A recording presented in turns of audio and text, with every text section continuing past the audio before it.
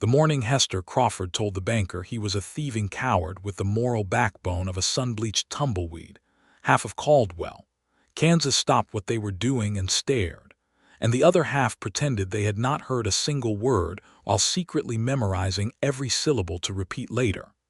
It was the autumn of 1878, and Caldwell sat near the Kansas Indian Territory border like a man who had stumbled to the edge of a cliff and decided to make a home there. The cattle drive still pushed north along Kishome's dusty arteries, and the town hummed with the particular energy of a place that had not yet decided whether it wanted to be civilized or wild. The saloons were louder than the church on most Sundays. The sheriff was better at cards than he was at keeping order, and Hester Crawford, 26 years old and unmarried by choice rather than circumstance, ran the only dry goods store on the east side of the main thoroughfare with the precision of a military general and the warmth of a woman who genuinely liked people, even when she was telling them exactly what was wrong with them. The banker's name was Theodore Holt, and he had come into her store that Tuesday morning with the practiced smile of a man who believed women were most useful when they were agreeable.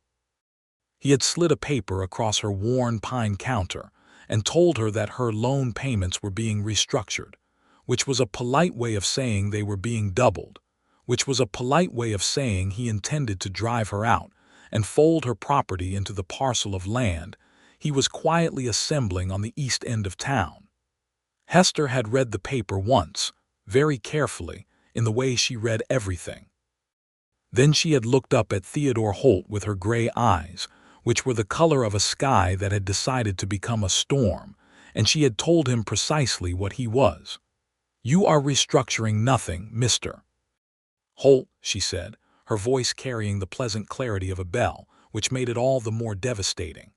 "You are attempting to steal, using paper and ink instead of a pistol, because you lack the nerve for the honest version.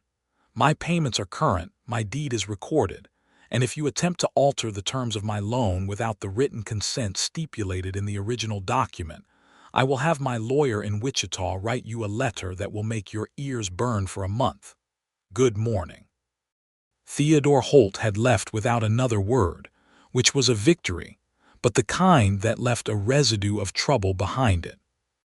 That evening, old Clara Dunmore, who was 68, had buried 2 husbands, and operated as Caldwell's primary conduit for social opinion, sat on the bench outside the feed store, and told anyone who would listen that it was a crying shame about Hester Crawford.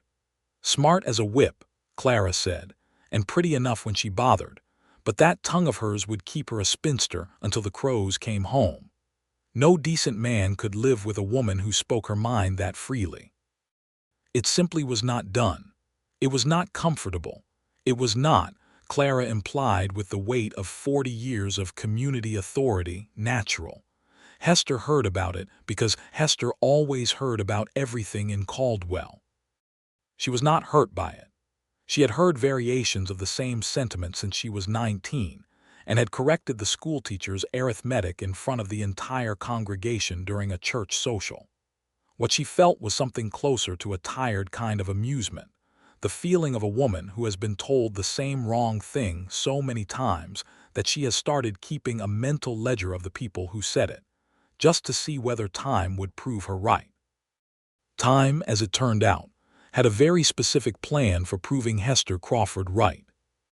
His name was Owen Sutton, and he rode into Caldwell on a Wednesday in late October with a horse that needed resting, a shoulder that needed a doctor, and 3 men behind him who had decided he owed them something he did not, in fact, owe them. Owen was 29, broad across the shoulders in the way of a man who had done real work with his body his entire life, with dark hair that wanted to curl when the weather was damp, and eyes the color of creek water in late summer, that particular shade of green-brown that shifts depending on the light and the mood. He had grown up on a small cattle operation in Texas, had spent 5 years working drives up the Kishom Trail, and had most recently been employed as a trail boss for a ranching outfit based in Abilene, a position he had just lost through no fault of his own when the outfit's owner died, and the man's son decided to bring in his own people.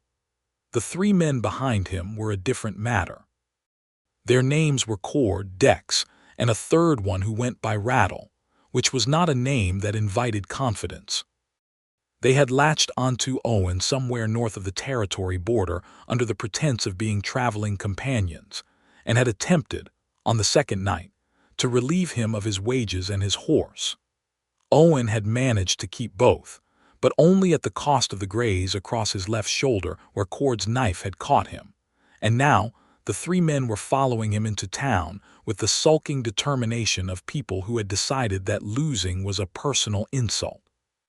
Hester was closing up the store when Owen's horse came down the main street. She had been sweeping the front step, which she did every evening, and she noticed the horse first because it was a good animal, a sturdy roan with an honest face, and she noticed the rider second because he was listing slightly to the left in the way that meant either drink or injury, and when he passed close enough, she could see that his left sleeve was dark with something that had dried. She noticed the three men behind him third, and she noticed them because of the way they rode. There was an intentionality to it, a focused quality that had nothing to do with getting anywhere and everything to do with keeping someone else from getting anywhere freely. Owen pulled up at the water trough in front of the livery, which was 2 buildings down from Hester's store.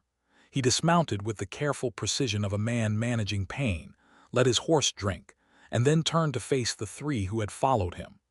"We are still having this conversation," Cord said. He was a lean man with a scruff of reddish beard and the particular look of someone who had spent years convincing themselves that persistence was the same thing as being right. "We are not," Owen said. "I owe you nothing. I have explained this twice. The third time is not coming." "Your memory is faulty," Dex said from the left. "My memory is perfect," Owen said. "Which is how I know exactly what each of you said on the night you attempted to rob me, including the part where you agreed among yourselves that the knife would be enough to settle it. It was not. And we are now in a town with a sheriff's office, so I would suggest you three consider your situation carefully." There was a pause. Cord looked at the sheriff's office. It was dark. The sheriff, as it happened, was playing cards at the saloon 2 streets over, a fact that Cord appeared to know because his expression changed from uncertain to something more settled and unpleasant. "Sheriff's not in," Rattle observed, with the satisfaction of a man who had done his research. Hester had been watching all of this from her front step. She had the broom in her hands. She had assessed the situation in approximately the time it took most people to notice there was a situation at all. The injured man at the trough was outnumbered and hurting. The 3 men behind him were the kind of trouble that escalated because it could, not because it needed to. And the sheriff was indeed not in, because Hester knew his habits the way she knew everyone's habits in Caldwell, which was completely and with great accuracy. She set her broom against the door frame and walked down the step. "Mr. Cord," she said, which stopped everyone including Owen, because her voice had that quality again, the bell-clear quality that preceded something worth paying attention to. "I know that is your name because you tried to sell a stolen saddle to Jim Pierce at the livery 3 weeks ago, and he told me about it afterward, as people in this town tell me things because I listen. Deputy Harlan Moss is having supper at my neighbor's house right now, which is 40 feet behind you, and I have been standing here long enough that he has almost certainly looked out the window and seen exactly this tableau.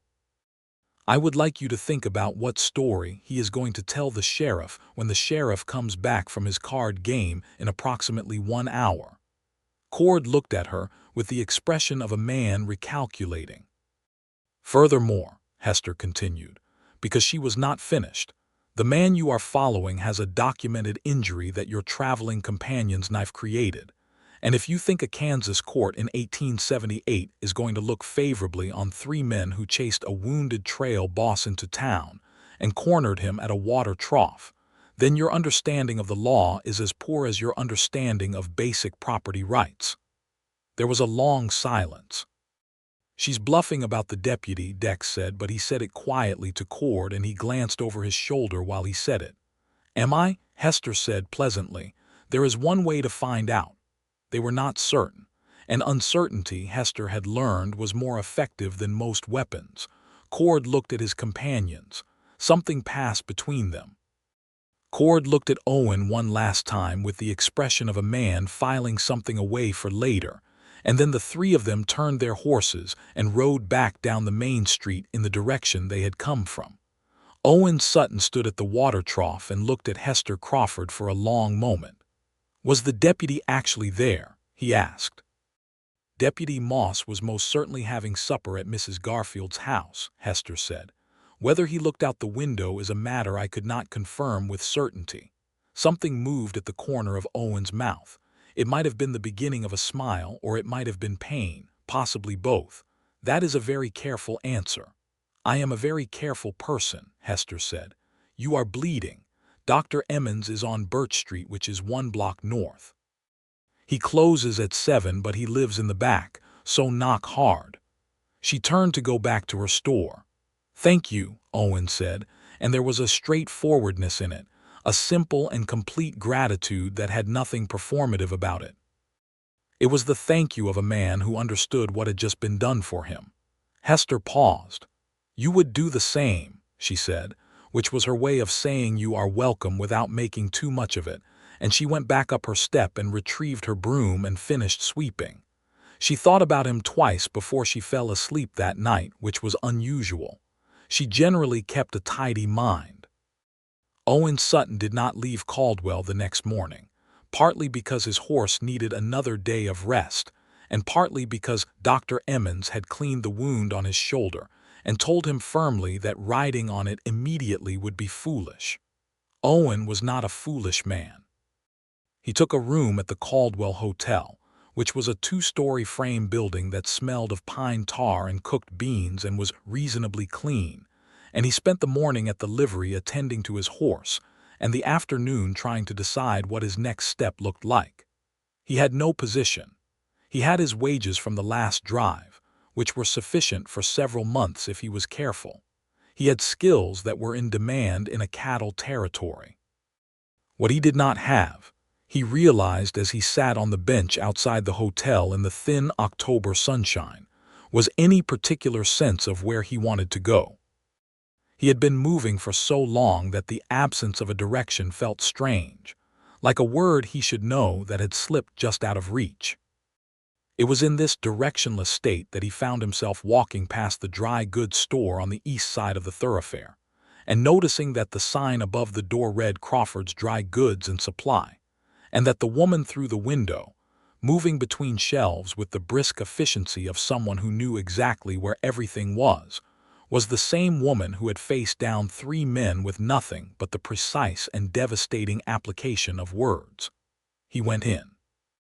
Hester looked up from the bolt of wool flannel she was measuring when the bell above the door rang, and she saw Owen Sutton standing in her store with his hat in his hands and the expression of a man who was not entirely sure why he had come in but was committed to making it purposeful.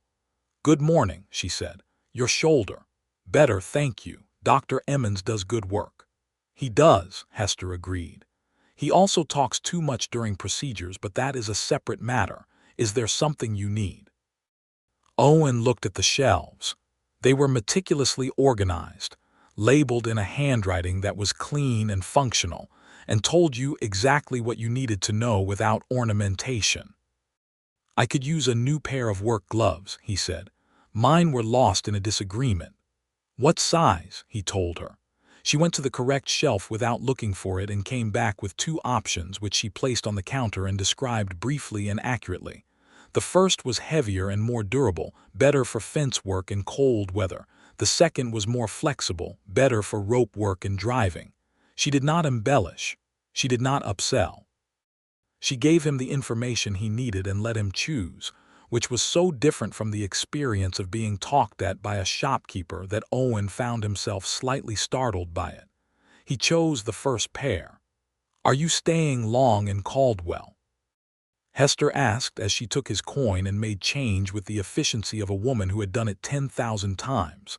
I am not certain yet, he said. I have been trail bossing out of Abilene, but the outfit dissolved. I am weighing options. What kind of options? Owen looked at her. Most people who asked questions in Caldwell were asking for social currency, gathering information to trade later. This woman was asking because she wanted to know the answer. Ranch work, possibly. Or I have considered whether there is anything worth doing in terms of settling somewhere. I have not settled anywhere since I was 17. That is 12 years of moving, Hester said, doing the arithmetic without announcing that she was doing it. It is, Owen agreed. It starts to feel like a habit more than a choice. Hester looked at him for a moment, not the assessing look of a woman deciding whether he was eligible or attractive or suitable, but the look of a person taking genuine interest in what another person had said. The Dalrymple Ranch north of town lost its foreman last month, she said. Patterson Dalrymple is a fair man to work for, and he is in need. The position would keep you stationary, which might suit someone deciding whether they want to stop moving. Owen regarded her with the quiet attention of a man who was recalibrating. You are the most useful person I have met in this town, he said. I am the most useful person in this town, Hester said, without particular vanity but with perfect confidence. And for the first time Owen Sutton laughed, a real laugh, full and unguarded, and something in the room changed. The way light changes when a cloud moves, becoming something warmer and more definite. He called on Patterson Dalrymple that same afternoon and was hired by the following morning. November came in cold and serious, the way November did on the Kansas plains, with winds that had traveled all the way from the northern territories and picked up nothing pleasant along the way. The prairie grass went the color of old straw, and the sky became a particular shade of gray that was not dramatic, but was deeply committed to being gray and staying that way.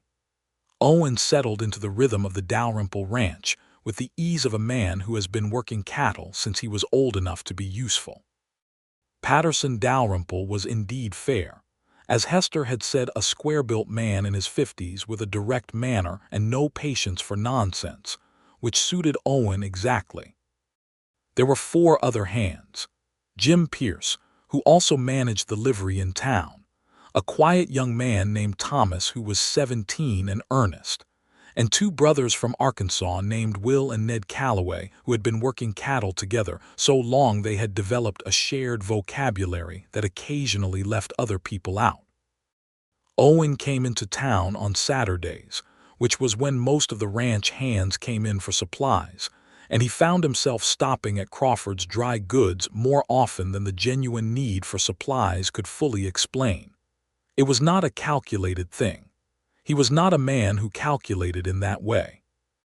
He simply found that talking to Hester Crawford was the most interesting part of any given Saturday, and interesting things, when you found them, were worth returning to. She was reading the newspaper one Saturday when he came in, which was the Caldwell commercial, and she was reading it with the focused displeasure of a person finding things in it that were wrong. Something offensive? Owen asked. This editorial, Hester said, pointing at it without looking up, argues that the expansion of the cattle trade is benefiting the surrounding territory, by which the author means it is benefiting the men who own cattle and the banks that hold their loans, and does not once mention what the expansion means for the Osage and the other nations whose territory has been systematically reduced to accommodate that expansion. It is not incorrect in what it says. It is dishonest in what it does not say. Owen looked at her. He had come from Texas, had spent years on trails that moved through land that had been taken. He had not grown up thinking about it plainly, the way she just had. You think about those things, he said.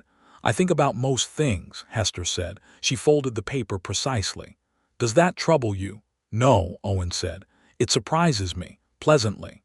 Hester looked at him then with the particular quality of attention she gave to things she was deciding were worth further thought.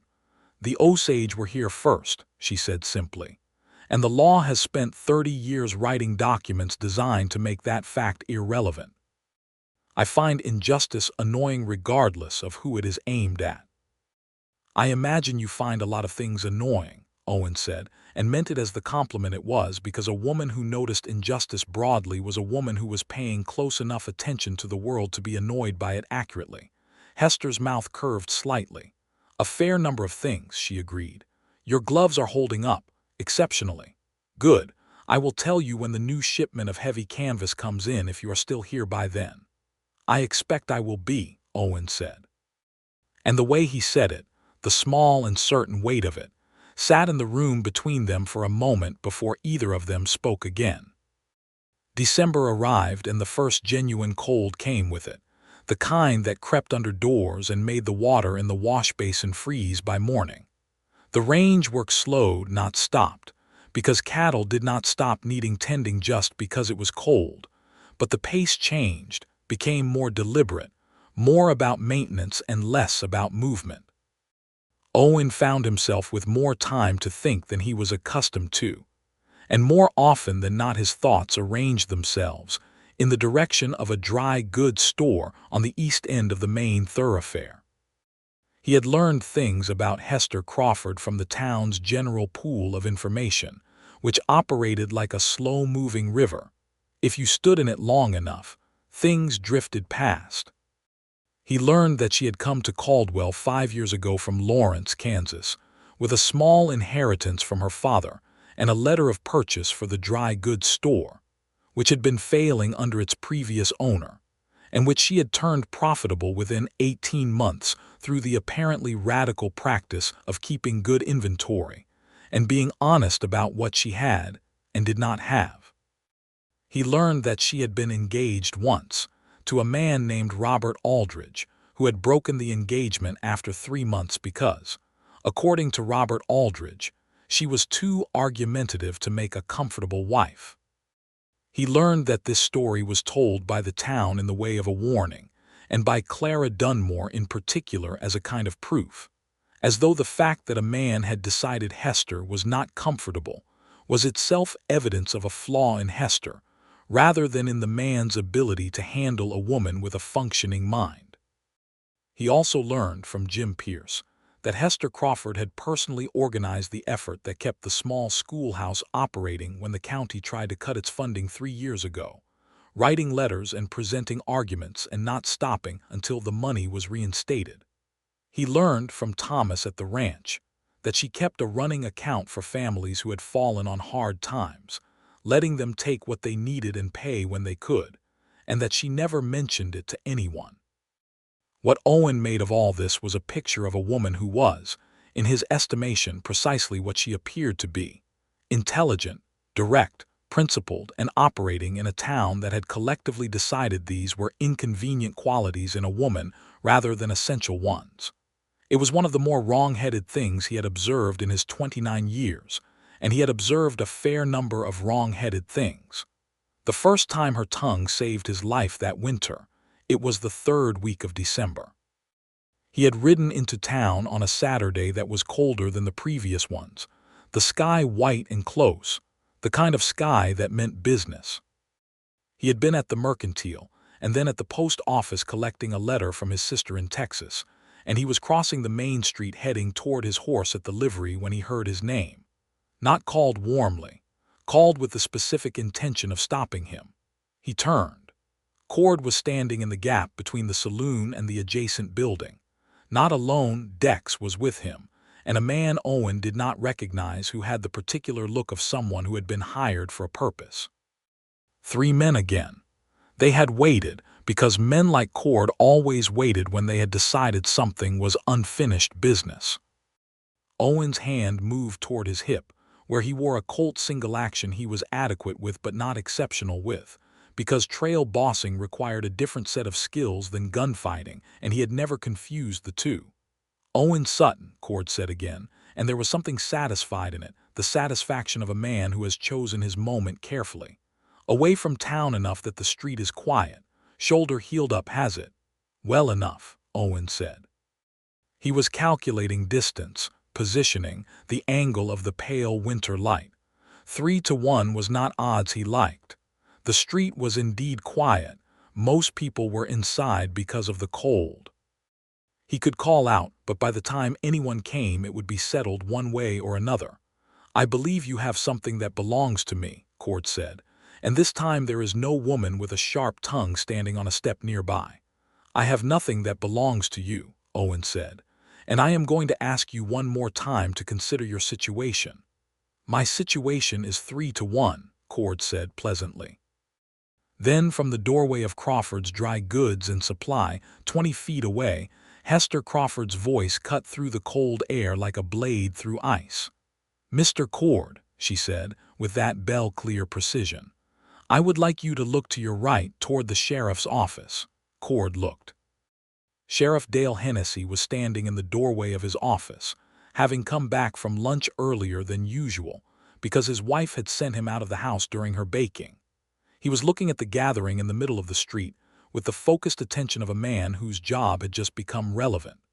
"Sheriff Hennessy," Hester called, not loudly but clearly, "Mr. Cord and his companions appear to be having a discussion with Owen Sutton that looks as though it requires your professional interest." The sheriff started across the street. Cord's hand, which had been moving toward his own weapon, stopped. The calculation changed entirely. 3-1 against an unarmed man in a quiet street was one thing. 3 against 1 plus a sheriff was another thing altogether, and the kind of thing that ended in a territorial prison. Cord looked at Owen with the expression of a man storing something for later again, and then he and his two companions moved away, not running, because running would have confirmed everything, but moving with purposeful speed that said clearly enough that they were done here for now. Owen stood in the street and let out a breath he had been holding. He turned toward Crawford's dry goods. Hester was standing in the doorway, her shawl pulled tight against the cold, her expression neutral in the specific way of a person who has just done something that required nerve and does not intend to make a production of it. Sheriff Hennessy reached Owen and looked around. "What was that about?" "A prior disagreement," Owen said. "It appears to be resolved for the moment." Hennessy looked at Hester. Hester looked at the sheriff with her steady gray eyes. "I saw 3 men positioning themselves around one man in a manner that seemed unfriendly," she said. "I thought you ought to know." "Good thinking, Miss Crawford," Hennessy said, and went back to his office. Owen walked to the doorway where Hester stood. They were close enough that he could see the slight flush in her cheeks from the cold and something that might have been the residue of adrenaline. "That is twice," he said. "Twice what?" she said, though she knew perfectly well. "Twice you have talked those 3 down, once with a deputy who may or may not have been watching, and once by calling the sheriff at precisely the right moment." "I have a clear view of the sheriff's office from my front window," Hester said. "I saw him come back early. I made use of available information." "Hester," Owen said, and it was the first time he had used her name without the miss, and neither of them addressed it directly, but it changed things the way a door open changes a room. "Thank you." She looked at him. The cold was very bright and clean, and the light was the thin silver kind that December gave you. Something in her expression shifted, not much, but he was watching closely enough to see it. "You are becoming a habit of needing rescuing," she said, but there was something underneath the dry tone that was warmer than the words. "I am becoming aware of that," Owen said. "I find I do not mind, given the source." Hester stepped back from the doorway, pulling the door open. "Come inside before you freeze. I have coffee on." He followed her in. This was how it began, in the way that real things begin, not with a grand gesture or a declared intention, but with coffee in a warm store on a cold December afternoon, with 2 people who were both, in their different ways, exceptionally good at knowing things, beginning to know each other. The coffee was strong, and she poured it without asking how he took it because she had noticed, on his previous visits, that he drank it plain. He noticed that she noticed this, and the noticing of the noticing created a warmth between them that had nothing to do with the stove. They talked for an hour. Not about anything that announced itself as important. About the ranch. About the winter coming in hard. About a book she was reading that was a collection of essays on natural science. About a trail he had ridden through the Oklahoma Territory the previous year, and what the land looked like through different seasons. But conversation with Hester was different from conversation with most people. Owen was finding, in that she was genuinely curious rather than performatively so, and she built on things he said rather than waiting for him to finish speaking so she could say what she had already decided to say. At the end of the hour he stood to go, and he hesitated at the door in a way that was entirely unlike him. "Would you have dinner with me?" he asked. "At the hotel dining room, this Saturday if you are free." Hester looked at him for a moment. He watched something move behind her eyes, not reluctance, but a certain careful quality, the quality of a person who had been disappointed before and was assessing whether to invest in the possibility of not being disappointed again. "Yes," she said, "I would." He nodded, put his hat on, and went out into the cold, and the smile that arrived on his face halfway down the street was the kind that comes when something you have been hoping for without quite admitting it turns out to be within reach. The dinner at the Caldwell Hotel dining room was on a Saturday night when the temperature outside had dropped to genuinely punishing levels, and the windows of the dining room were fogged with warmth. The room had 6 tables, and a woman named Bertie who cooked beef stew and roasted chicken, and a corn bread that people came specifically for. It was not elegant, but it was good, and Hester had not particularly wanted elegant. She had dressed with care, which she was honest enough with herself to acknowledge. She wore her good blue wool dress, which was not frivolous but was well made and suited her, and she had done her dark hair up in the simple style she preferred, and she had looked at her reflection in the small mirror above her wash basin and told herself she was not nervous, which was approximately 50% true. Owen was there when she arrived, standing, and he had made an effort too, a clean shirt, his good coat, his hat in his hands, which was already becoming a thing she associated with him specifically. When he saw her come through the door, something moved across his face that was quick and unguarded and entirely genuine, and Hester filed it away in the part of herself that kept the things that mattered. They ordered the beef stew. They ate it while the windows fogged and the small dining room held its warmth against the December cold outside, and they talked in the way they had been talking in her store, but with more space for it, more time, no bell above the door to interrupt. Owen asked her about Lawrence, where she had grown up, and she told him about her father, who had been a schoolteacher and a stubborn optimist, and her mother, who had died when Hester was 14, and who had been the kind of woman that people described as difficult in exactly the same tone they used for Hester, which Hester considered a lineage rather than a criticism.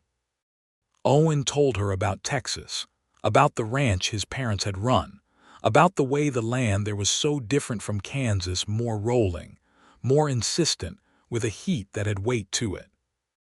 He told her about the trail years with an honesty she appreciated, not glamorizing them or making them small, just describing what they were: hard work, interesting landscape, the particular companionship of men who spent months in motion together, and the particular loneliness of arriving somewhere and leaving again before you'd quite decided how you felt about being there. "Do you miss it?" she asked. "The moving?" Owen thought about this, really thought about it, rather than producing the expected answer. "I miss the sense of purpose," he said finally. "A drive is very clear. You know what you are doing and why you are doing it and what success looks like.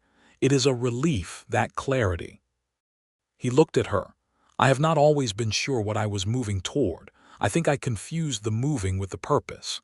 And now," Hester said, "now I am beginning to think the purpose might be something stationary," he said, "which is a new idea that I am still getting used to."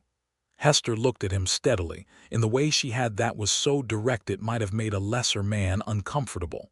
Owen did not look away. He met her gaze with the same directness, and something passed between them that did not need to be named yet, but that they both understood. "You are very different from most men I have encountered in this town," Hester said. "How so?" "Most of them are made uncomfortable by a woman who knows things," she said. "They would prefer to be the one who knows. It is an ego question more than a knowledge question, really. You are not that way." "I would be a fool to be," Owen said simply. "You know more useful things about Caldwell than anyone I have met.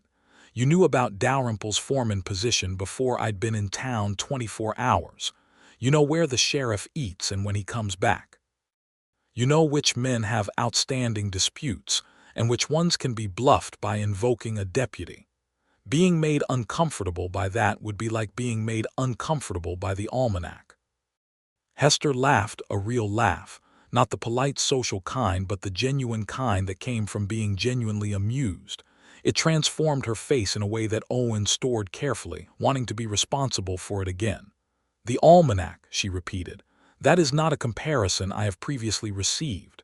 "It is a compliment," he said.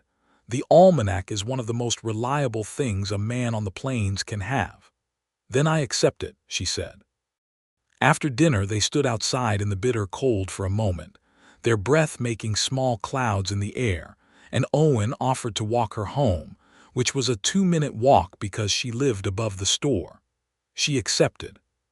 They walked slowly, which was irrational given the temperature but which neither of them acknowledged as irrational, and when they reached her door she turned and looked at him.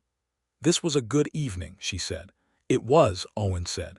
He reached up and touched the brim of his hat in a small, honest gesture. "Hester, I would like to do this again." "Yes," she said. "I believe you would." He smiled. "That is not quite the same as saying you would like to as well." She considered him for a moment in the cold December dark. "I would like to as well," she said, and she went inside. Owen walked back toward the hotel with the cold pressing in on all sides and feeling none of it. January came in hard, the way Kansas Januaries specialized in, not the dramatic violence of a blizzard but the relentless, unglamorous cold that settled in and refused to leave, that made the earth iron hard and turned the water troughs to solid plates of ice that had to be broken every morning. The cattle hunched together in the cold, and the ranch hands worked in it without complaint, because complaint had no effect on weather. Owen and Hester had dinner 3 more times in January. They had also begun taking a walk on Sunday afternoons when the cold allowed it, which was 2 out of the 4 Sundays that month. These walks along the edge of town and out toward the open prairie were when Owen felt most clearly what was happening between them, because walking side by side with a person and talking was an intimacy that dinner tables with their prescribed positioning did not quite match. You could hear the quality of their breath. You could see what they noticed in the landscape. Hester noticed everything. She noticed a red-tailed hawk hunting above the brown grass and knew it by name. She noticed the way the soil changed color at the edge of Dalrymple's property, where a dry creek had once run. She noticed a family she did not recognize camped a 1/4 mile east of the main road with the practiced eye of a woman who cataloged her community and found them interesting. "That is the Morno family," she said, on their 3rd walk. "They arrived 2 weeks ago from New Mexico Territory. Maria Morno is looking for work as a seamstress, and her husband Ernesto is looking for stable work. Neither of them has found anything yet because some of the men in town are being idiots about it." "Because they are Mexican," Owen said. "Because they are Mexican," Hester confirmed, with the same tone she used for all injustice, factual, unemotional in its surface, but with an undercurrent of genuine anger. "Maria does excellent work. I know because I looked at the mending she did on Clara Dunmore's coat, which Clara brought in to show me while she was busy telling me that she was worried about the right element of people coming into town, as though Caldwell has a right element, when half its original settlers were men who arrived here specifically because no other town would have them. What are you doing about it?" Owen asked, because he had already learned that when Hester described an injustice, there was generally already a plan in motion. "I have offered Maria work mending and altering the ready-made clothing I stock," Hester said, "and I have mentioned Ernesto to Patterson Dalrymple, who will make his own decision based on whether the man can do the work, which he can, I believe." Owen was quiet for a moment. The prairie stretched ahead of them, brown and flat and immense under the January sky. "I will put in a good word with Dalrymple as well," he said. Hester looked at him sideways. "You would do that?" "I already decided to," he said. "It is only fair." She did not say anything for a moment, but she shifted slightly closer to him as they walked, close enough that their arms brushed, and she did not move away, and he did not either. Ernesto Morna was hired by Dalrymple 2 weeks later, which pleased Owen, and Maria's work at the store began generating customers almost immediately, which pleased Hester, and the whole matter was a small thing in the large world, but it was the kind of small thing that knitted a community together if you let it, and Hester and Owen both believed in the value of knitting. February was when Clara Dunmore made her opinion formally known. She did it at the church social, which was held on the first Friday of the month, and which most of the town attended because the food was good, and the winter had gone on long enough that people were desperate for any gathering. Hester was there. Owen was there. They had arrived separately because they had not yet established the kind of arrangement that involved arriving together, though they had been talking about each other steadily for 2 months, and everyone in Caldwell with functioning eyes had drawn the obvious conclusion. Clara Dunmore drew Hester aside near the refreshment table with the practiced skill of a woman who had been executing social maneuvers for 6 decades. "I am going to speak plainly," Clara said, which she always said before speaking in a manner she considered diplomatic. "Owen Sutton is a good man." "I agree," Hester said. "He is steady and capable, and he does not drink to excess or gamble beyond his means. He has been a genuine asset to the Dalrymple operation, and everyone respects him." "Also correct," Hester said, sensing where this was going with perfect accuracy. Clara folded her hands.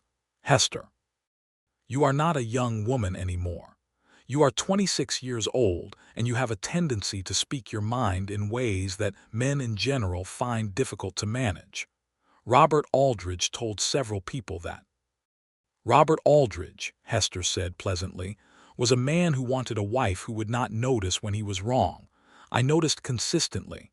That was the extent of the problem," Clara pressed on. "What I am saying is that Owen Sutton appears to enjoy your company, which is something of a miracle given that I speak my mind." "Given your manner," Clara said diplomatically.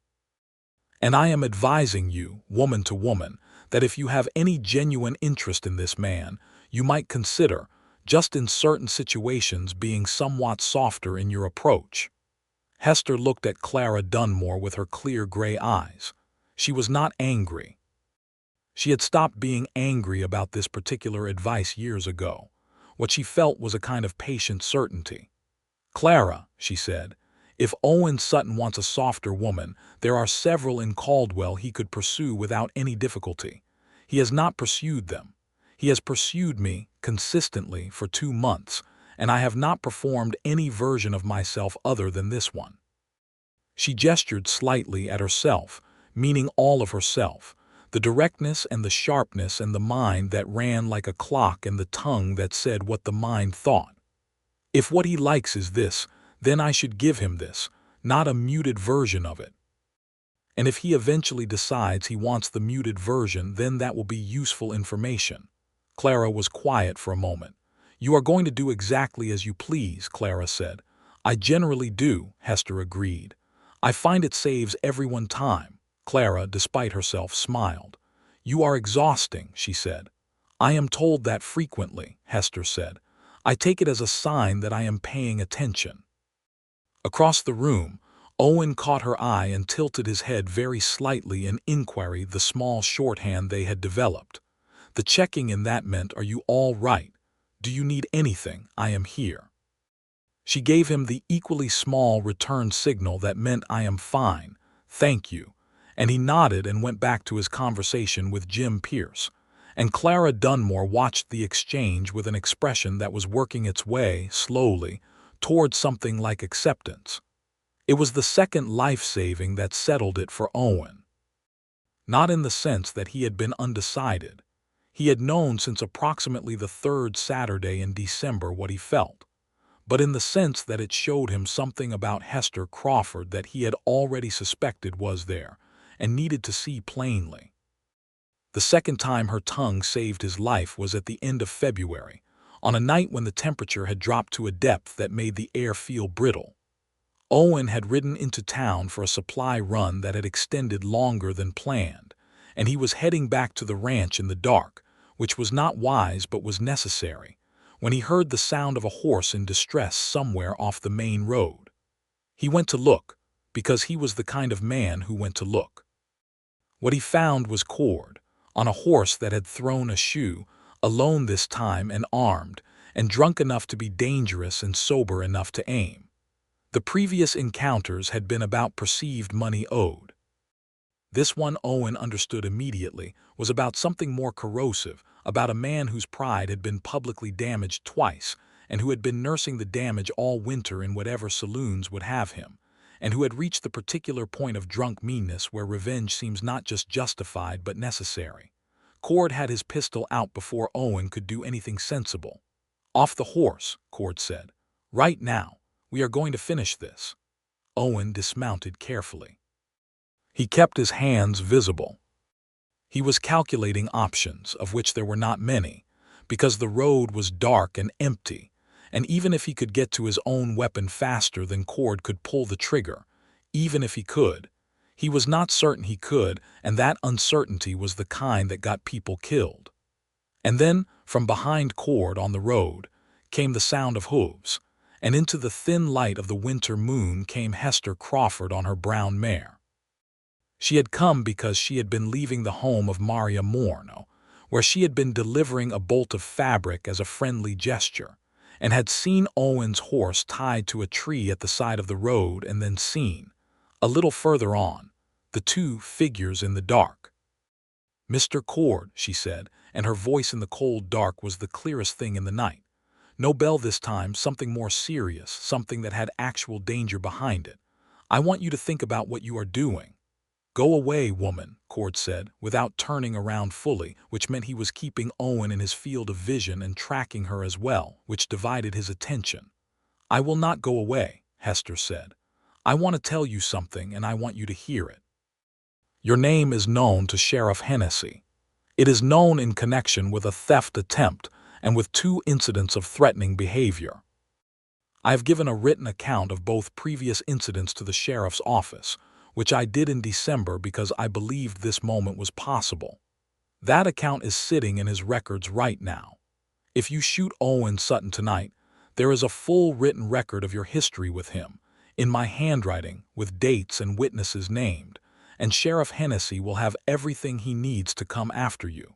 You will not escape this territory. You will be arrested and tried, and there is a very clear line between what you have done so far, which is threatening and unpleasant but which a good lawyer could manage, and what you are about to do, which is murder and which will end you." Cord was listening. His gun was still up, but he was listening, and Owen could see the drunk calculation happening behind his eyes. "She is lying," Cord said, but it came out with a question in it. "Mr. Cord," Hester said, and there was something in her voice now that was different from all the previous times, not just precision, not just information, but a real and genuine urgency that was not performed. "I am not lying. I have never lied to you. Every single thing I have said to you has been true. You know that. Think about it. Every word I have said has turned out to be exactly as I said it would be." Silence. The cold pressed in. The moon was enough to see by, barely. Cord's gun lowered. "Not all the way, but enough." "Ride away," Hester said quietly. "Fix your horse's shoe and ride away tonight, and do not come back to Caldwell, and what is in the sheriff's record stays there as history rather than becoming evidence in a murder trial." Cord looked at Owen one last time. Owen looked back at him steadily, without bravado, because bravado was for people who had something to prove, and Owen had nothing to prove to anyone on this road. Cord put his gun away. He gathered his horse. He walked into the dark. Owen stood in the road for a moment, breathing. Hester had dismounted. She was standing by her mare, her shawl around her shoulders, and now that the immediate crisis was over, Owen could see that her hands were not entirely steady, which told him the calm had been managed, not natural, which told him everything about the kind of courage it actually was. He crossed the distance between them in a few steps and took her hands in his, both of them, and they were cold and slightly shaking, and he held them carefully. Was the account actually in the sheriff's records? He asked because he needed to know. "Yes," she said. "I wrote it in December, as I said. I gave it to Hennessy personally. So that part was true. All of it was true, she said. I told him only things that were true. The advantage of only ever telling the truth is that you do not have to manage inconsistencies. Owen looked at her in the moonlight. She was looking back at him with those steady gray eyes that were still slightly bright from the residue of fear she had managed so completely. And he thought he had never in his life seen anyone more clearly than he was seeing Hester Crawford at that moment, standing in a cold February road with unsteady hands and a perfectly steady voice. "Hester," he said. "Yes," she said, "I am going to tell you something." "All right. I have been in love with you since December," he said. "Since you told me that the almanac remark was a compliment you accepted.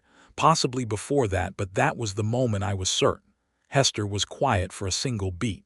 "That is a very specific moment to identify," she said. "I am a specific person," he said. "When I know something, I know when I knew it." She looked at him. The cold was enormous around them, and the road was empty, and the moon was enough. "I have been in love with you since you laughed," she said. "In the store. The first time. I have been careful about it because I have learned to be careful, but I have been certain for some time." He brought her hands up and held them against his chest. "I do not want you to be careful," he said. "I want you to be exactly as you are, all of it. The sharpness and the certainty and the things you notice that other people miss, and the way you told a man with a gun that his past was already written down and he should think about his future. I want all of that." Hester looked at him for a long moment. Then she stepped closer, and he put his arms around her there in the cold road in the last of the winter, and she let herself be held without making it smaller than it was.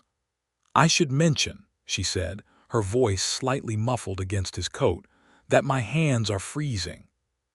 He laughed, the full and unguarded laugh she had been collecting since December.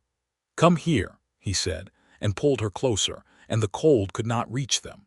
Spring came to the Kansas plains with the particular generosity of a season that has been preceded by a long and punishing winter.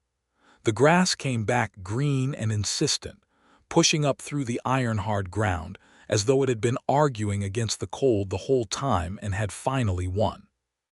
The sky opened up and became the deep blue that the territory was capable of in April and May, and the air smelled of water and new earth, and the distant sweetness of something growing. Owen and Hester had, by March, established an arrangement that Caldwell recognized and processed and incorporated into its social fabric with varying degrees of grace. Owen called on her officially, which meant he came to the store after closing hours twice a week, and they had supper together and talked. And on Sundays they took their walks, which had lengthened as the days got longer and the weather improved. Clara Dunmore watched all of this with an expression that shifted, week by week, from skepticism to grudging approval to something that was almost proud, in the way of a person who has been wrong about something and is making the internal adjustment without announcing it. Theodore Holt, the banker, gave Owen a wide berth, which Owen found amusing once Hester had explained the full history of the loan restructuring attempt. Owen went with Hester to see her lawyer's letter, which had arrived from Wichita in November, and which had been so comprehensively accurate in its legal argument that Holt had abandoned the attempt entirely. Owen read the letter twice. "You had this ready before I arrived in town," he said.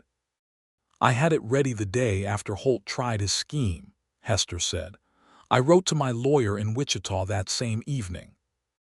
Owen looked at her with the particular expression he had developed for moments when her capabilities produced something closer to awe than ordinary admiration. "You should have been a lawyer yourself," he said. "Women do not practice law in Kansas," Hester said.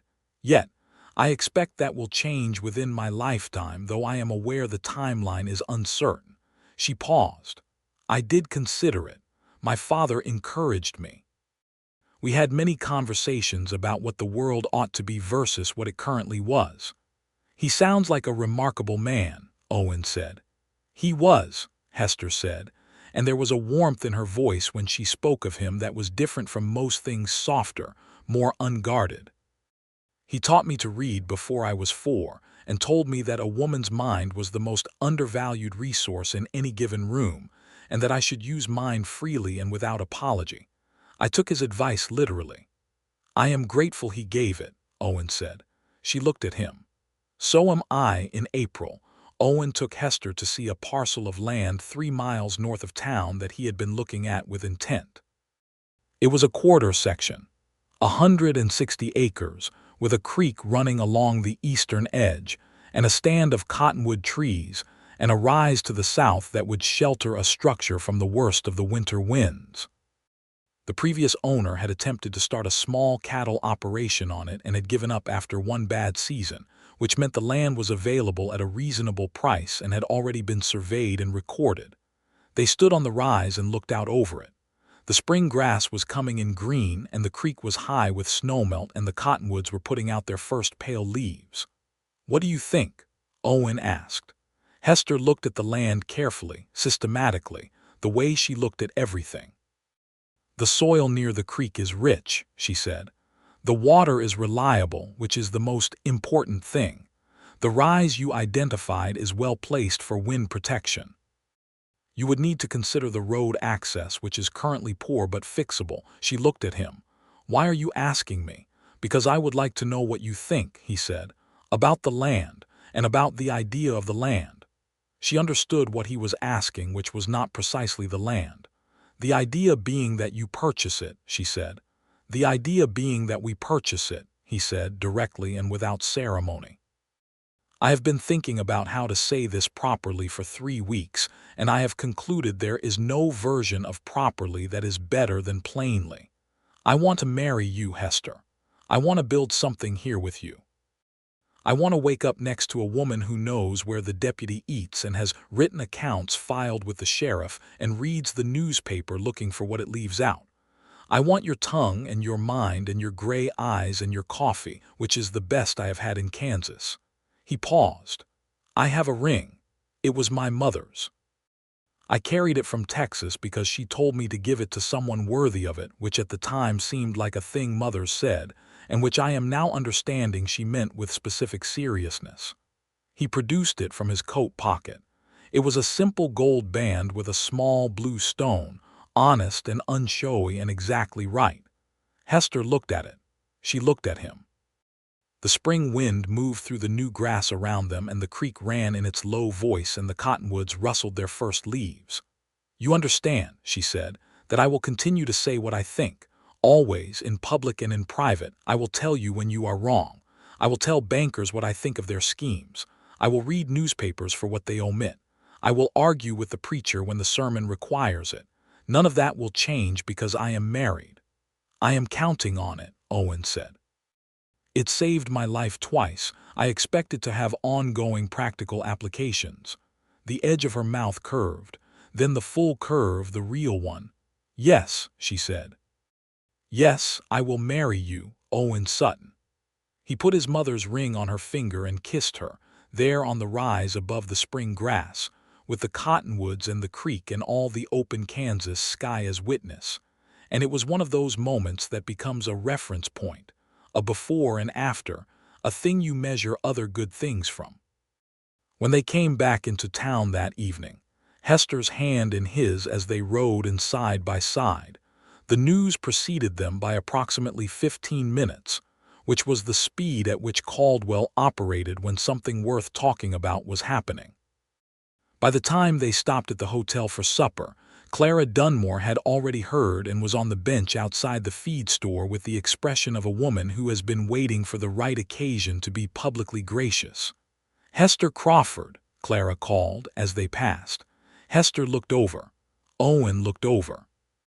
"I have been wrong about a number of things," Clara said, loudly enough that the 3 people within earshot would hear and convey the information to anyone who had missed it, because Clara understood her role in the community's communication network as well as Hester did. "Owen Sutton appears to have better sense than I gave him credit for." "He has excellent sense," Hester said. "He picked you, didn't he?" Clara said, and there was a warmth in it that surprised no one more than Clara herself. Owen tipped his hat. "The best decision I have made in Kansas," he said, and meant every word.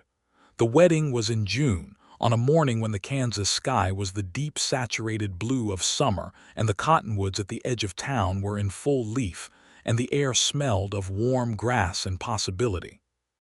It was held at the church, which the Reverend Marsh conducted with his customary thoroughness and some additional nervousness, because he had heard that Hester Crawford had opinions about sermons, and he was not entirely sure where those opinions applied to wedding ceremonies.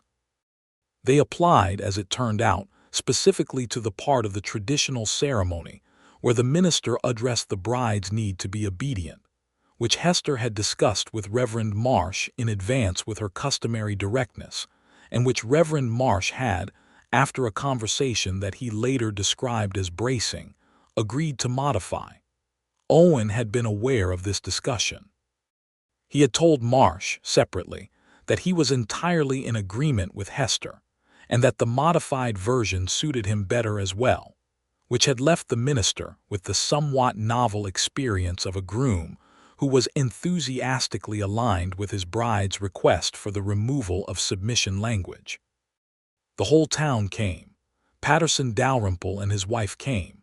Thomas from the ranch came, wearing a coat that was slightly too large for him and looking pleased about everything. Maria and Ernesto Morno came, and Maria had made Hester's dress, a beautiful, practical ivory cotton with embroidery at the collar that was elegant without being fussy, exactly what Hester had asked for. Jim Pierce came. The Calloway brothers came and were on their best behavior. Clara Dunmore sat in the front pew and cried during the vows, which was not behavior she would have predicted for herself, and which she afterward explained as an allergic reaction to the flowers. Owen stood at the front of the church and watched Hester come down the aisle on her own. There was no man to give her away, which was a point she had made to Reverend Marsh as well, because she was not property, and the symbolism was accordingly adjusted. And the feeling that expanded in his chest was too large for the building, too large for any building. She was luminous, not in a soft, decorative way, but in the way of something that is fully itself and glowing with it.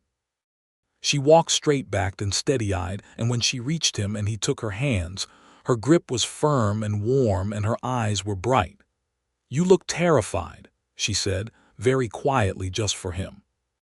"I am completely calm," Owen said, equally quietly, which was such an obvious inaccuracy that they both almost laughed during the opening of the ceremony. The vows they exchanged were traditional in their shape and wholly meant in their content. Owen's voice was steady when he said them. Hester's was clear. They looked at each other through all of it, which made the entire church feel as though the ceremony was happening in a smaller, more intimate space, as though the words were enclosing them in something that the rest of the room was merely witnessing. When it was done and the Reverend gave his benediction, Owen kissed his wife properly, with his hands on her face, and the church erupted in the kind of noise that a community makes when it has decided to be fully happy about something. They spent that first night at the Caldwell Hotel, which was the most comfortable option available, and the following week they moved into the small rented house on Birch Street that Owen had taken for the immediate period while the land was being prepared. He was still at the Dalrymple Ranch during the week, but he was home every evening, and being home every evening to a woman and a lit lamp, and the smell of supper, and the sound of a voice that was always interesting, was the most consistently astonishing luxury he had ever known.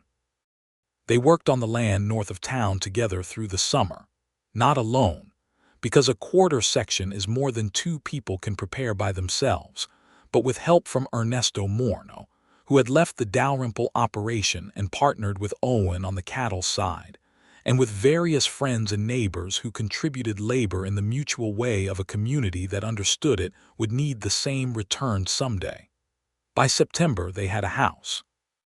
Not a large one, 2 rooms now with plans for more, but a solid one, built from lumber hauled from Wichita and local stone for the foundation, and with a porch facing south that caught the evening light. The cottonwoods were turning yellow by the time they moved in, their first autumn color, and the creek ran clear and cold, and the rise behind the house sheltered them from the north wind exactly as Owen had predicted.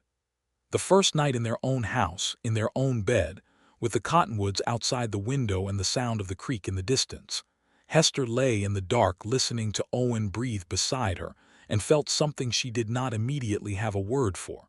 Not just happiness, though it was that. Something more settled. Something that had the weight and quality of permanence, which she had not been certain she would ever feel about another person, and which now felt so natural that she wondered what she had been managing without it. "Owen," she said quietly, in case he was asleep. "I'm here," he said immediately, not asleep at all. "I am very glad you needed new gloves," she said. He laughed softly. "Best purchase I ever made." She turned toward him and he pulled her close, and the house around them was solid and warm and full of everything they had built toward each other. And outside the cottonwoods made their yellow autumn sound in the night wind. The following spring, March of 1880, Hester told Owen she was pregnant with the matter-of-fact precision she brought to all significant information, and he sat down at the kitchen table and put his face in his hands for a moment in the way of a man being very careful about very large feelings. "Are you all right?" she asked. He looked up. His eyes were bright. "I am exceptional," he said. "I am the best I have ever been." "You sat down rather suddenly." "Strong feelings require immediate structural support," he said, and stood up and crossed the room and picked her up, which was not something he had ever done before, and which she permitted on the grounds that the occasion seemed to warrant it. "Owen," she said from her elevated position. "Yes, I would like to be put down now. I have biscuits in the oven." He put her down, laughing. He kept his hands on her face for a moment, looking at her with the full force of everything he felt, which was enough to light a room. "A baby," he said. "A baby," she confirmed. "In September, I estimate. Dr. Emmons concurs. You have already seen Emmons." I wanted to be certain before I said anything. "Of course you did," Owen said. "You are the most thorough person alive." "Someone has to be," she said, and went to check the biscuits. Owen stood in the kitchen of their house and listened to the creek outside and the wind in the cottonwoods and the sound of his wife at the oven, and thought that this was what he had been moving toward for 12 years without knowing it. This specific warmth and solidity, this particular life with this particular woman, and the gratitude he felt was the quiet and enduring kind that does not require announcement. The summer of 1880 was a good one, warm without being brutal, with enough rain to keep the grass up and the creek steady. The cattle operation was building slowly but with real promise. Ernesto Morno had proved to be an excellent partner, knowledgeable and methodical, and his wife Maria had become one of Hester's closest friends, which had happened naturally and without the social friction that some in town had predicted, because Hester's position in the community was by now solid enough that she could extend her regard as she pleased. The store continued to do well. Hester had taken on a young woman named Lucy Pratt as a part-time assistant, which was partly practical and partly because Lucy was 17 and bright, and needed someone to tell her that her mind was worth using. The same thing Hester's father had told Hester, and Hester believed in passing that particular message forward wherever she could. Theodore Holt had quietly shifted his operations away from anything touching Crawford property after the Wichita lawyer's letter, and while he was never warm toward Hester, he had developed a respectful wariness that served the same practical purpose. Clara Dunmore had become, by degrees, a genuine friend, or as close to one as Clara's personality allowed, which was the kind of friendship expressed through appearing regularly at Hester's store with opinions about everything and occasionally, when she thought no one was watching, bringing baked goods that she attributed to excess supply at home. Hester accepted all of it with the warm practicality she brought to every relationship, and Clara, who had spent most of her life being right about things, found that being wrong about Hester Crawford was one of the more instructive experiences of her later years. In September of 1880, Hester gave birth to a boy. The labor was long and doctor. Emmons was present and Maria Morno was present, and Owen sat outside the bedroom door for 7 hours in the condition of a man who is extremely capable at everything except this. This one thing where there is nothing useful for him to do, and the waiting is the only option. When Emmons came out and said it was done, that both mother and child were well, Owen went in with the careful step of a man approaching something sacred, and found Hester propped against the pillows with the particular exhausted luminosity of a woman who has done a large thing and knows it, holding a small dark-haired person wrapped in white cotton. "A son," Hester said. Her voice was rougher than usual, which happened after long effort, and it was one of the most beautiful things Owen had ever heard. "Come and see your son." Owen sat on the edge of the bed and looked at the small face, red and serious and new, and felt something shift in him that would never fully shift back. He looked at Hester. "Are you all right?" "I am better than all right," she said. "I am tired and I would like water, and I am better than all right." He got her water. He sat beside her and she leaned against him, and they held their son together in the September afternoon, the cottonwoods gold outside the window and the creek running its steady note, and the house full of a new kind of fullness. "What shall we call him?" Owen asked. Hester had been thinking about this for months. "James," she said, "for my father." Owen put his arm around her more fully. "James Sutton," he said. "It is a good name."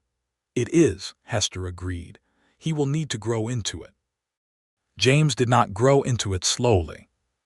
He grew into it with an alarming speed that Hester found intellectually fascinating and Owen found occasionally overwhelming. Because by the time James Sutton was walking steadily, he had his mother's eyes and his father's determined expression, and a personality that was going to cause everyone within range to pay close attention. And paying close attention was exactly what he required. Caldwell grew in those years, as Kansas towns grew, pushing its boundaries slightly further, adding a second church, a new school, a telegraph office that connected it more firmly to the rest of the country and made Hester's newspaper deliveries faster. The cattle trade still moved through, though the character of it was changing as more ranchers settled, and the long drives became less necessary. Owen expanded the operation on their land carefully, with the deliberate patience of a man who did not make mistakes because he planned too well to make them. Ernesto and Maria Morno built their own house a mile east along the creek, which made the whole arrangement feel more permanent, more like a community of its own small kind. Hester expanded the store in the autumn of 1881, taking in the adjacent property and adding a dry goods section focused on household goods and a small corner with books, which Owen had argued for, and Hester had agreed with on the grounds that books were essential, and anyone in Caldwell who disagreed could explain their reasoning directly to her. Nobody disagreed with her directly. In 1882, Lucy Pratt told Hester she wanted to go to a women's college in Ohio, which was a thing that existed now, and Hester sat with her for an afternoon and helped her write the application letter and told her to go, absolutely, without question, and to come back afterward if she wanted and tell her what she had learned. Lucy cried a little. Hester was brisk and warm at the same time, which was her way, and sent her off with a clear conscience and the fierce private satisfaction of a woman who knows she is doing the same work her father did for her. The second child came in 1883, a girl this time, with Owen's dark curling hair and a pair of lungs that made doctor. Emmons comment that she was the loudest new arrival he had attended in 3 years. They named her a leaner, for no specific precedent but because it suited her from the first moment, dignified and fierce in the way of something that knows exactly what it is. James was 3 by then and had opinions about a leaner. His initial opinion was skeptical. His eventual opinion, arrived at over the following months, was that she was interesting, which was the highest compliment in the Sutton household vocabulary. Owen came in from the range one evening in the autumn of 1883 to find Hester at the kitchen table with the Caldwell commercial and the particular expression she had developed for the newspaper's ongoing failures of perspective. "What did they get wrong this time?" he asked, hanging his hat and coat. They printed an editorial arguing that the increased settlement north of the Indian Territory line is a sign of civilization's natural progress, Hester said, without looking up. As though civilization is a natural force rather than a series of specific decisions made by specific people, and as though progress is a neutral word rather than a word that always demands the question, progress for whom? Owen washed his hands at the basin. Are you writing a letter to the editor? I have been writing letters to the editor of the commercial for 4 years, Hester said. They print approximately 1 in 5. I have written to them about this specific framing 3 times. She folded the paper. I will write a 4th. I know, Owen said. He brought 2 cups of coffee to the table and sat across from her. James was asleep. Eleanor was in the crib near the stove. The house was warm and the evening was coming in through the windows in a long golden slant. I know you will, and you should. Hester looked at him across the table with the directness she had never modulated, would never modulate, and with the warmth that had grown behind it over years of being truly known and truly valued. Clara Dunmore told me this week, Hester said, that she has reconsidered her opinion of me. What took her so long? Owen said. Hester's mouth curved. She said, and I am quoting directly, that she was wrong to think my manner of speaking was a flaw, and that she has observed over these past 5 years that you appear to be the happiest married man in Caldwell, and that you have not once looked as though you wished I were quieter. I have not once wished any such thing, Owen confirmed. Not for a single hour. She also said, Hester continued, that in her opinion my sharp tongue saved your life twice, which she heard about from Jim Pierce, who heard about the second incident from Hennessy. She said, and I am again quoting, that she supposed there was a use for sharp-tongued women after all. Owen shook his head slowly, smiling. Clara Dunmore is capable of more grace than she shows most of the time. She is, Hester agreed. It surfaces occasionally. Like a good spring under clay, you have to know where to press. They sat together in the warm kitchen as the evening settled around the house, drinking their coffee, with their children asleep and the cattle in the field and the creek in its voice outside, and 5 years of a shared life in every corner of the room. Owen looked at his wife, at the clear gray eyes and the direct gaze, and the mind that never stopped working and the tongue that had spoken 3 men down from violence, and saved his life twice and written letters to newspapers and argued with bankers, and told Clara Dunmore the exact truth about herself with the same unflinching accuracy it applied to everything else. Hester, he said. Yes.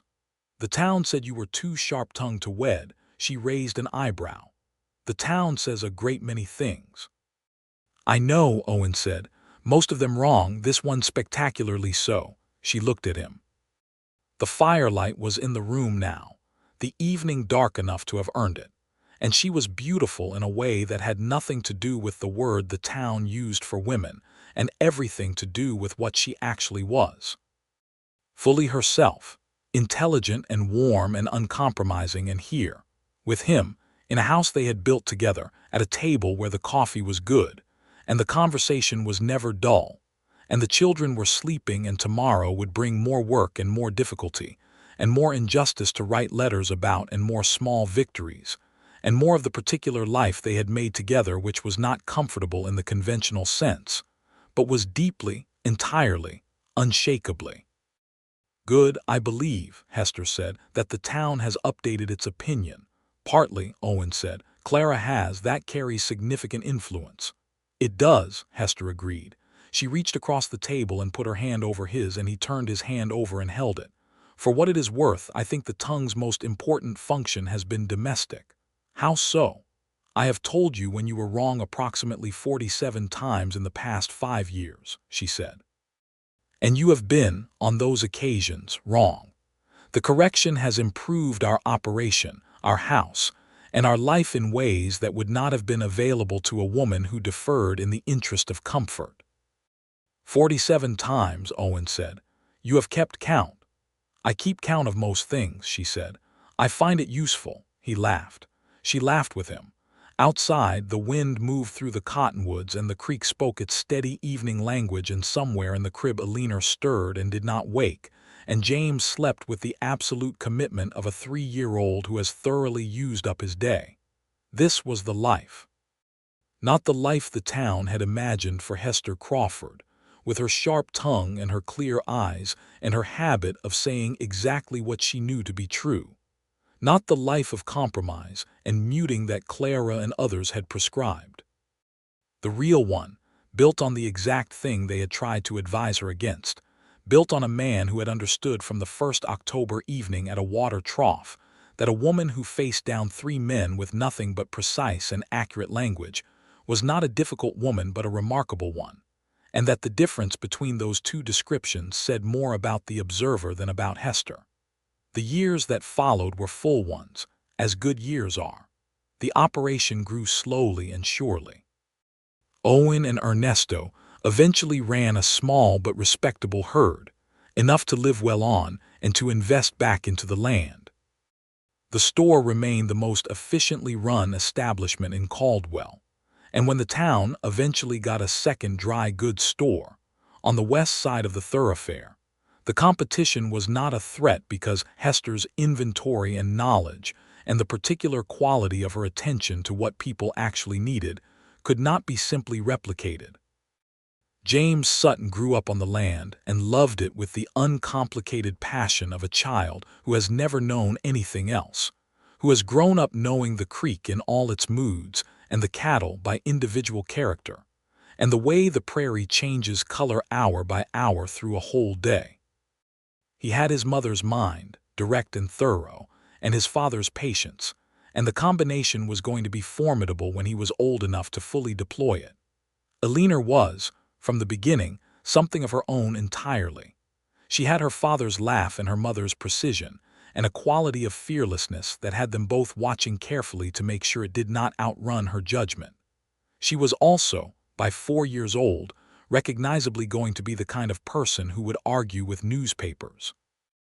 A third child, another boy named Henry, came in 1886, and he was quieter than his siblings, more observant, with Owen's creekwater eyes and a habit of watching things for a long time before deciding what he thought about them, which Hester found deeply sensible and Owen found familiar. In the autumn of 1887, Hester received a letter from Lucy Pratt, now Lucy Morrison, who had gone to Ohio and studied and come back to Kansas, not to Caldwell but to Wichita, where she was teaching at a women's school and had married a man who, she wrote, was very much like Owen Sutton in that he preferred her to use her mind freely and was not disturbed by the results. Hester read the letter twice and then folded it carefully and put it in the box where she kept things worth keeping. "Good news," Owen asked that evening. "The best kind," Hester said. "The kind that happens to someone else and reflects well on how you spent your time." Owen read the letter. He agreed it was the best kind. Clara Dunmore died in the winter of 1888 at 78, which was a long life by any measure and a full one by most. She died in her own house with her things around her, and the town grieved her in the way of someone who had been its conscience, and its gossip in proportions that had never quite been sorted out. Hester spoke at the service briefly, and said that Clara Dunmore had been wrong about a number of things and right about others, and that the right things had outweighed the wrong ones, and that she had been the kind of woman who could change her mind when presented with sufficient evidence, which was rarer and more valuable than most people understood. Owen watched his wife at the lectern and thought for the 1000th time that there was no one who said true things with more clarity or more honesty, and that the town, which had once called her too sharp-tongued to wed, was by now entirely beyond that particular error. After the service, walking back to the wagon, James on his other side and Eleanor holding Hester's hand, Owen said, "She came around in the end." "She did," Hester said. "I think she was always going to. She was a fair woman underneath the convention." "What made her change?" James asked. He was 8 and asking questions was his primary occupation. Hester and Owen exchanged a look over his head, the look of two people sharing a private understanding that has accumulated over 10 years of daily life. "Evidence," Hester said to James. "Evidence of what?" James said. Evidence that the thing she was told to believe was not true, his mother said. Which is how most beliefs worth having are formed. You encounter the evidence, you consider it honestly, and you adjust. James considered this with the serious expression of a person filing it under important. What was she told to believe? That being sharp-tongued was a flaw in a woman, Hester said. What is sharp-tongued? James asked. Owen put his hand on his son's shoulder. It means saying what you think clearly and accurately. That does not sound like a flaw, James said. No, Owen said. It does not. They reached the wagon. Owen handed Alina up and helped Hester up and lifted Henry, who was 2 and half asleep against the cold. And then he climbed up himself, and they drove home in the pale winter light through the quiet Kansas afternoon. All 5 of them, wrapped in coats and each other. The cottonwoods bare along the creek and the smoke rising from their chimney visible from half a mile out, warm and steady in the cold sky.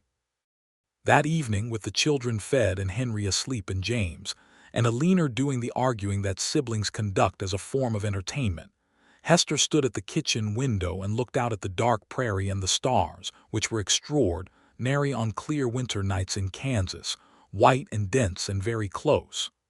Owen came to stand beside her, his arm around her, and they looked out at the same stars. You know what I have never told you, he said. I expect there are many things you have not told me, she said, though fewer than most people.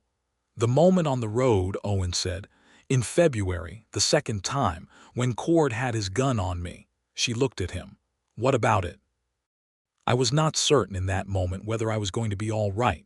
I was running through options and none of them were good. He paused. And then I heard your voice. And I knew you were there, and I knew with absolute certainty that if anyone could talk us out of that situation, it was you. Not because I was uncertain of myself, but because I was completely certain of you. Hester was quiet for a moment. Outside, the stars were enormous. I was frightened, she said, on that road. I managed it, but I was frightened. I know, Owen said. I could see your hands after. I could not have not stopped, she said. When I saw you there, I could not have kept riding. I know that too, he said. He pulled her a little closer. I have known since that night what kind of woman you are. Not that I had doubts before, but that night showed me the full size of it. She leaned against him. And what kind of woman is that? The kind who rides toward trouble when the person she loves is in it, Owen said. Which is not comfortable from a husband's perspective, but which I would not change for anything in the world. Hester looked up at him. The firelight from the stove was in the room behind them, warm and orange, and the stars were white and cold outside. I would say the same of you, she said. You have ridden toward a fair amount of trouble on my behalf in these 10 years. The banker, Owen said. You were very restrained with the banker, Hester said. You had already handled the banker, Owen said.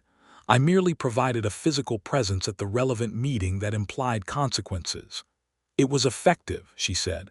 Theodore Holt is a man who responds to physical implication. Owen smiled. She smiled. They stood at the window with the house warm around them and their children in the next room and their land in the dark outside and the creek running under the stars. And there was nothing unresolved, nothing left open, nothing that had not been faced and worked through and built upon. There was only this, the life they had made, steady and real and full of a happiness that had nothing passive or comfortable about it, but that was deeply, thoroughly, unshakably theirs. Owen, Hester said. Yes. I am glad the town was wrong. He pressed a kiss to her hair. So am I, he said. Every day I am. Outside, the Kansas stars burned in their patient and absolute thousands, and the creek spoke under the winter ice, and the cottonwoods stood bare and waiting for spring. And in the house on the rise above the land they had purchased together in the April of 1879, 5 Suttons made their way through an evening that was ordinary in the finest possible sense of the word, which was to say it was warm and full and made of love that had been freely chosen and honestly built and would, by every indication available, endure. Hester Crawford Sutton had never softened her tongue, had never muted her mind, had never performed a smaller version of herself for anyone's convenience, and the life she had as a result was the specific and irreplaceable reward for that refusal. The town had said she was too sharp-tongued to wed Owen Sutton, had said that tongue saved his life twice last winter. They were both correct, and the second truth had made the first one permanently and gloriously irrelevant.